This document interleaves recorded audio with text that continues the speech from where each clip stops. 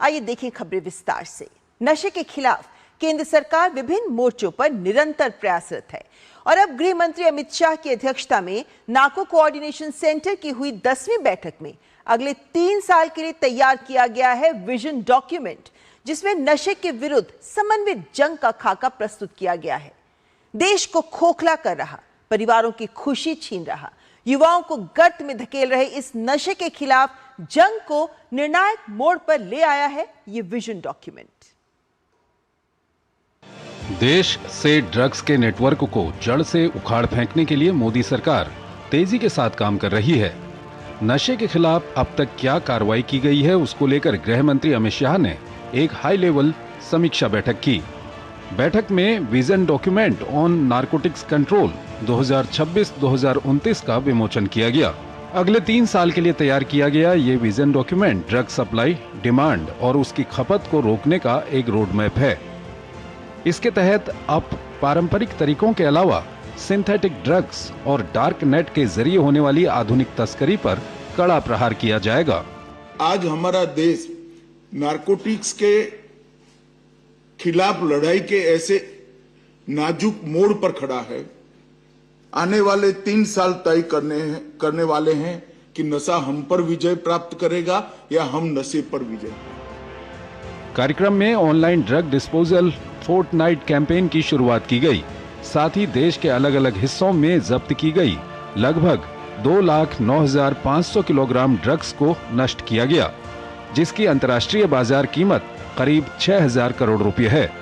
Drug तस्करों की आर्थिक कमर पर सरकार का अब तक का ये सबसे बड़ा प्रहार है। हमें ड्रग के व्यापार करने वालों के प्रति रूथलेस अप्रोच रखना है और ड्रग के विक्टिम जो है, जिनको आदत लग गई है, उनके प्रति सिंपैथेटिक अप्रोच रखना है। इसके साथ ही गृह मंत्री ने सुरक्षा के लिहाज से बेहद संवेदनशील 2 इलाकों जम्मू और गुवाहाटी में नारकोटिक्स कंट्रोल ब्यूरो के नए जोनल कार्यालयों का भी उद्घाटन किया, जिससे सीमा पार से होने वाले नार्को टेररिज्म और तस्करी पर पैनी नजर रखी जा सके। मोदी सरकार ने 2047 तक विकसित भारत के लक्ष्य के साथ ड्रग्स मुक्त भारत का लक्ष्य भी रखा है, जिस पर गृह मंत्रालय तेजी के साथ काम कर रहा है। नीरज सिंह की रिपोर्ट, डीडी न्यूज, दिल्ली।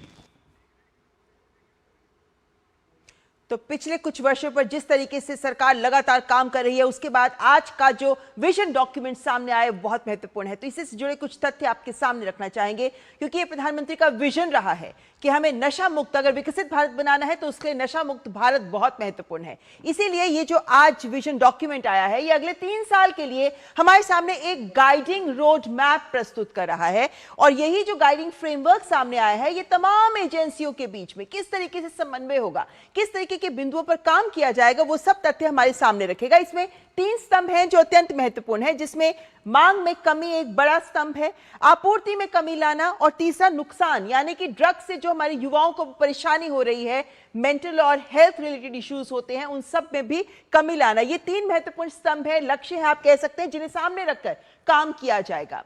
ऐसे में जो महत्वपूर्ण कदम भी उठाए जा रहे हैं इसके तहत, उसमें आप देख सकते हैं कि सबसे बड़ी बात है कि online drugs disposal fortnight campaign शुरू किया गया है। मतलब सोचिए, 2 लाख किलो ड्रग को नष्ट करना है और इनका 6,000 करोड़ कीमत है इनकी। इस सारी ड्रग को खत्म करने के लिए एक फोर्टनाइट का कैंपेन भी शुरू किया गया है।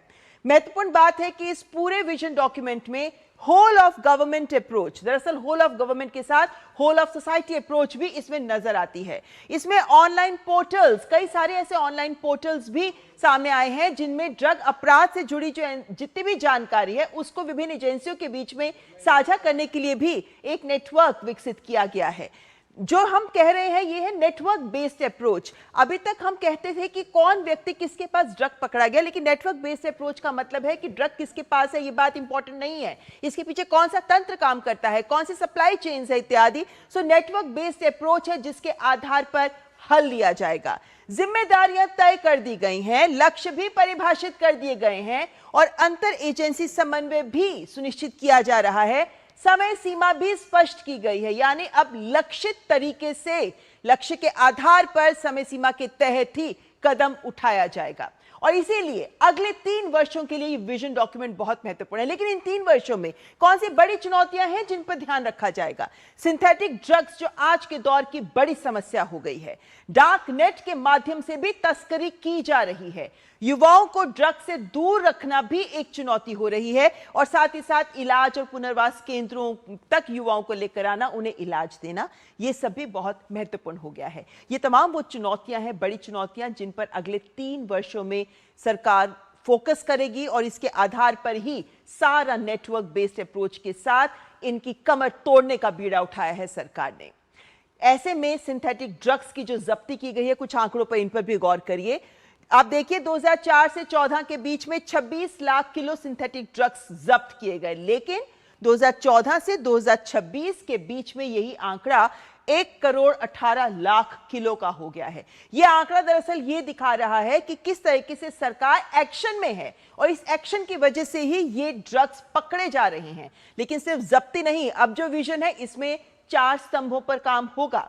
ऐसे में आपको यह भी बता दें कि अभी तक लगभग 42 से 42.5 के करीब लाख किलो ड्रग्स नष्ट किए जा चुके हैं। जरा सोचिए, इस तादाद में जो ड्रग्स हैं नष्ट किए जा गए हैं, और अब तो फोर्टनाइट कैंपेन शुरू किया गया जिसमें और ड्रग्स को नष्ट किया जाएगा। सभी राज्यों और सभी यूटीज में एंटी नारकोटिक्स टास्क फोर्स का गठन हो चुका है ताकि कोई भी राज्य छूटे ना इस पहल से।